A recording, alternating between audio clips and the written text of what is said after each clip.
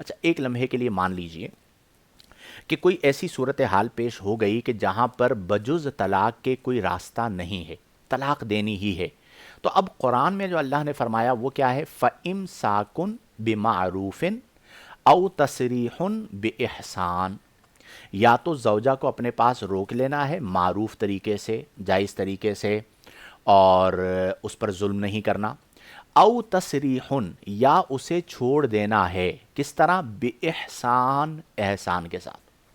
آج ہمارے معاشرے میں کیا ہوتا ہے کہ اگر دو فیملیز ہیں اور ان کے درمیان طلاق ہو جائے، یعنی ایک فیملی کا بیٹا ہے، ایک فیملی کی بیٹی ہے، ان کے درمیان طلاق ہو گئی، آپ یقین کیجئے کہ قیامت تک کے لیے یہ دونوں فیملیز ایک دوسرے کی دشمن بن جاتی ہیں، قیامت تک کے لیے۔ اور صرف دشمن نہیں بن جاتی، بلکہ کئی مواقع پر جانی دشمن بن جاتے ہیں۔ چلیں، جانی دشمن نہیں بھی بنتے تو عزت کے دشمن بن جاتے ہیں۔ اب ہوتا کیا ہے؟ لڑکے والوں کی طرف سے لڑکی کی عزت اچھالی جاتی ہے، لڑکی والوں کی طرف سے لڑکے کی عزت اچھالی جاتی ہے، اور بڑے سے بڑا الزام لگانے میں دریغ نہیں کیا جاتا۔ اب ایک تو طلاق والا معاملہ ہوا، اس کے بعد جو الزامات کا سلسلہ ہے، ایک دوسرے پر الزام لگانا ہے، ایک دوسرے کا گھر خراب کرنا ہے، یہ کوئی چھوٹی چیز ہے؟ میرے عزیزو، آپ سوچئے کہ قرآن کیا فرما رہا ہے؟ تسریح بِإِحْسَان، دونوں رشتہ نہیں نبھا سکے، طلاق دے دی، لڑکا اپنا راستہ لے لے، لڑکی اپنا راستہ لے لے، آگے ان کی زندگیاں کیا ہیں؟ ان کی زندگی کو اجیرن بناتے ہیں۔ کئی ایسے واقعات بھی سامنے آئے کہ جہاں پر باقاعدہ لڑکی کی کہیں اور شادی ہو گئی، اب یہ جو لڑکا تھا یہ اس کے دوسرے جو ہسبینڈ ہیں اس کے پاس چلا جاتا ہے۔ بعض تو اتنے خبیث المزاج لوگ ہوتے ہیں جو ویڈیوز لیک کرتے ہیں، تصاویر لیک کرتے ہیں، دھمکیاں دیتے ہیں، اس کی عزت کو اچھالنا چاہتے ہیں۔ یعنی وہ ہمارے یہاں ایک جملہ کہا جاتا ہے محاورتاً کہ اگر تو میری نہیں ہوئی تو تو کسی کی بھی نہیں ہوگی۔ تم چودھری ہو، بدماش ہو، کیا ہو بھائی؟ یہ کہاں کا کانسیپٹ ہے، کہاں کا تصور ہے؟ آپ نے طلاق دے دی، اب وہ آپ کے حق میں اجنبی آئے، وہ جو چاہے آپ کی اپنی زندگی گزارے، آپ عمر بھر کے لیے اس کے لیے ناسور کیوں بن رہے ہیں؟ مثبت سوچ اختیار کریں بھائی، نہیں چل پایا، آپ نے راستہ الگ کر لیا۔ قرآن نے یہ فرمایا ہے، یہ نہیں ہے کہ طلاق کو دشمنی میں تبدیل کر دیا جائے، یہ ہمارے ہاں بہت زیادہ ہوتا ہے۔ تو اس چیز سے بھی احتیاط برتیے کہ ہم نے طلاق کو مذاق نہیں بنانا اور طلاق کی طرف نہیں جانا۔ ایک اور چیز جو ہمارے ہاں بہت زیادہ ہو گئی ہے وہ ہے عدالتی خلا، کہ لڑکی والے جو ہیں وہ عدالت چلے جاتے ہیں اور عدالت سے یک طرفہ خلا لے لیا جاتا ہے۔ اب یہ جو کورٹ سے خلا ہوتا ہے یہ بیسیکلی خلا نہیں ہوتا، یہ فسخ نکاح ہوتا ہے، یعنی قاضی شوہر اور بیوی کے درمیان تنسیخ نکاح کا حکم دیتا ہے، نکاح کو فسخ کرتا ہے، ورنہ بیسیکلی تو خلا یہ ہوتا ہے کہ شوہر ہی طلاق دے مال کے بدلے میں، اسے خلا کہا جاتا ہے۔ اب اگر عدالتی خلا ہے تو یہ اصول یاد رکھیے، ہمارے ہاں جو مفتہ بہی ہے وہ یہ ہے کہ بعض صورتوں میں عدالت کا خلا نافذ ہوتا ہے اور بعض صورتوں میں عدالت کا خلا نافذ نہیں ہوتا۔ اگر شوہر اپنے تمام واجبی حقوق ادا کر رہا ہے اور پھر بھی یک طرفہ جا کر کورٹ سے خلا لے لیا جاتا ہے تو شرعی طور پر یہ خلا نہیں ہوگا۔ اس میں کورٹ کو بھی سوچنا چاہیے، ہمارے ہاں جس کثرت کے ساتھ یک طرفہ کہانی سن کر کورٹ میں خلا دیا جاتا ہے اس سے بہت سارے فسادات جنم لے رہے ہیں۔ تو اگر بالفرض کوئی ایسی نوبت آ جائے کہ لڑکی والے کہیں کہ بھئی ہمیں خلا لینا ہے، تو پھر لڑکے کو چاہیے کہ جب وہ آپ کے ساتھ نہیں رہنا چاہتا آپ خود طلاق دے دیجیے۔ آپ کیوں اسے باندھ کے رکھنا چاہتے ہیں؟ ضد میں آ جاتے ہیں بعض لڑکے والے کہ وہ کہتے ہیں کہ میں طلاق بھی نہیں دوں گا اور میں اسے رکھوں گا بھی نہیں۔ تو اس صورت کے اندر تو پھر ان کا کورٹ میں جانا بنتا ہے۔ اگر اس کے علاوہ کوئی اور صورت ہے اور وہ کورٹ میں جا رہے ہیں تو آپ خود طلاق دے دیجئے، جان چھڑا دیجئے۔ جب ایک لڑکی آپ کے ساتھ نہیں رہنا چاہتی تو آپ کیوں اسے زبردستی اپنے ساتھ رکھنا چاہتے ہیں میرے بھائی؟ ٹھیک ہے، آپ کو سوچنا چاہیے کہ اس طرح کی روش کو، اس طرح کے طریق کو اختیار نہ کریں۔ اب کورٹ کا خلا بالفرض لے لیا گیا تو میں ہمیشہ یہ سمجھاتا ہوں کہ کورٹ کا خلا لینے کے بعد بھی آپ کسی دارالفتاء کے پاس ضرور جائیں، یعنی مفتی کے پاس جائیں، دارالفتاء میں جائیں اور انہیں پوری سچویشن بتائیں اور ان سے فتویٰ لیجئے کہ کیا ان دس کنڈیشن، اس صورتحال میں کورٹ کا خلا نافذ ہوگا یا نہیں ہوگا۔ میری بات آپ یقیناً سمجھ رہے ہوں گے کہ اس صورتحال میں کورٹ کا خلا نافذ ہوگا یا نہیں ہوگا، یہ آپ جا کر ان سے کنڈیشن لے لیجئے، یعنی فتویٰ لے لیجئے تاکہ معاملہ کلیئر ہو جائے، چونکہ بعض صورتوں میں کورٹ کا خلا نافذ نہیں ہوتا۔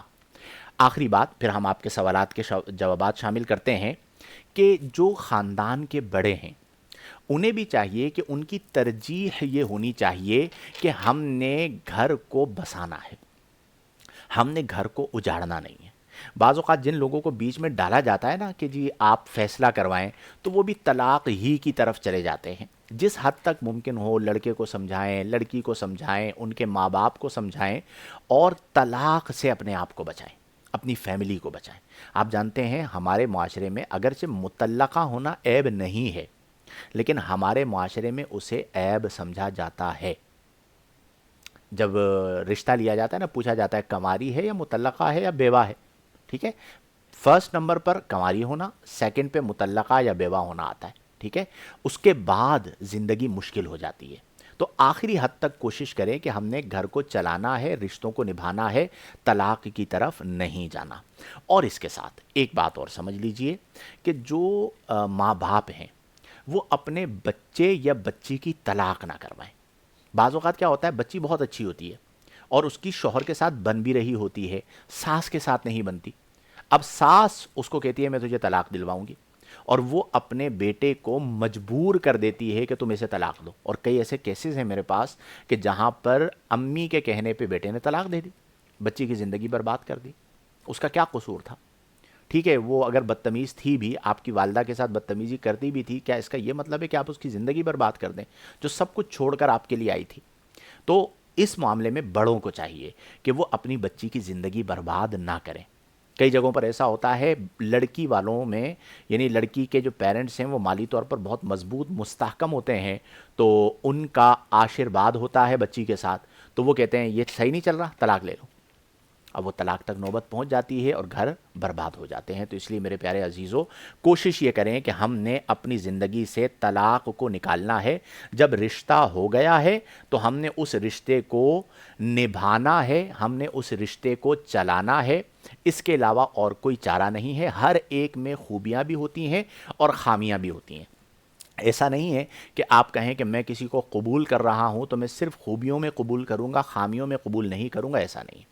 اگر آپ ایک فہرست بنائیے نا، اوپر ہیڈنگ آپ ڈالیے اچھائیاں، دوسری ہیڈنگ ڈالیے برائیاں، ٹھیک ہے؟ مثال کے طور پر شوہر یہ ایک پیج بنا لیجئے۔ اب اچھائیوں میں انفیکٹ جو آپ کی بیوی میں اچھائیاں ہیں وہ ساری اچھائیاں لکھیں، اور برائیوں میں انفیکٹ جو برائیاں ہیں آپ کو لگتی ہیں وہ برائیاں لکھیں۔ آپ فہرست کو دیکھیے گا، نمبرنگ دیکھیے گا، تو اچھائیاں برائیوں پہ غالب ہوں گی۔ آپ ایک دو برائیاں پکڑتے ہیں اور طلاق دے دیتے ہیں۔ اسی طرح شوہر کے ساتھ اگر ہماری کوئی بہن لڑ پڑی ہیں، جھگڑا ہو گیا ہے، تو وہ بھی ہیڈنگ ڈالیں، اچھائیاں برائیاں، شوہر کی اچھائیاں لکھیں، پھر شوہر کی برائیاں لکھیں، تو اچھائیاں غالب ہوں گی۔ اکثر ہم ساری اچھائیوں کو پس پشت ڈال دیتے ہیں، اور پس پشت ڈال کر صرف ایک برائی یا دو برائیوں کو پکڑ کے ہم طلاق تک چلے جاتے ہیں۔ یہ نہیں ہونا چاہیے۔ اس لیے کوشش یہ کریں کہ ہماری زندگی میں جب رشتہ ہو گیا ہے تو اسے نبھانا ہے۔ وقتی طور پر پریشر ہوتا ہے، جب آپ کا جھگڑا ہو تو سب سے بیسٹ طریقہ کار ہے گو آؤٹ سائڈ، ٹھیک ہے؟ شوہروں کو چاہیے گھر سے نکل جائیں۔